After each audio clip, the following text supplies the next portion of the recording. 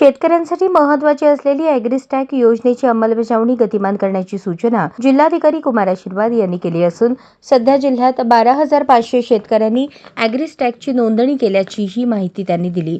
शासनाच्या विविध योजनांचा लाभ घेण्यासाठी ॲग्रिस्टॅक योजना महत्त्वाची आहे। गेल्या काही दिवसांपासून जिल्हा ॲग्रिस्टॅक योजनेअंतर्गत शेतकरी ओळख क्रमांक दिला जात आहे।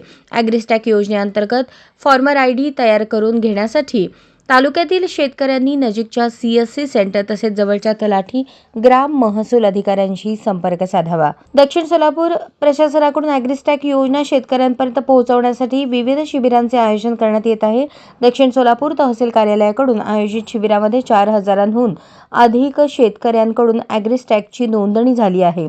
तसेच उत्तर सोलापूर तहसील कार्यालयाकडून मंगळवारी 4 बुधवार 5 फेब्रुवारीला शिबिरांचे आयोजन करण्यात आले आहे। शेतकऱ्यांनी आपले आधार कार्ड, मोबाईल नंबर लिंक असलेले घेऊन आपले गावचे ग्राम महसूल अधिकारी, CSC चालक व महा ई-सेवा केंद्र यांच्याशी संपर्क साधून शेतकरी ओळख क्रमांक तयार करून घ्यावा असे आवाहनही तहसीलदार निलेश पाटील यांनी केले। नमस्कार, मी सुनील बाबा नगरे, मी राहणार वळसंग, तालुका दक्षिण सोलापूर।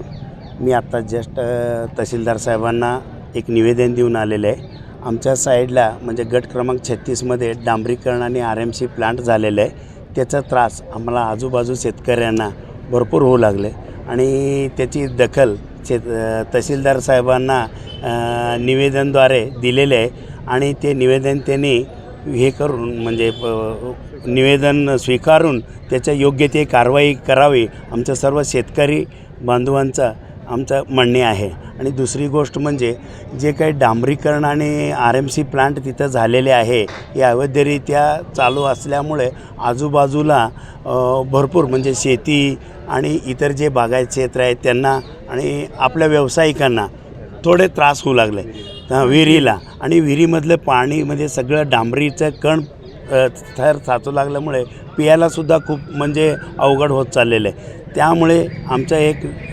तहसीलदारांना निवेदनद्वारे हे कळवण्यात आले की हे जे काही डांबरीकरण आणि RMC प्लांट आहे त्याच्यावर तात्काळ कारवाई करावी। आमची सर्व म्हणजे गावकऱ्यांची आणि शेतकऱ्यांची आमची मागणी त्यांना निवेदनद्वारे दिलेली आहे। अशाच नवनवीन अपडेटसाठी जनता राज्य न्यूज चॅनलला सबस्क्राईब करा, लाईक करा आणि शेअर करायला विसरू नका।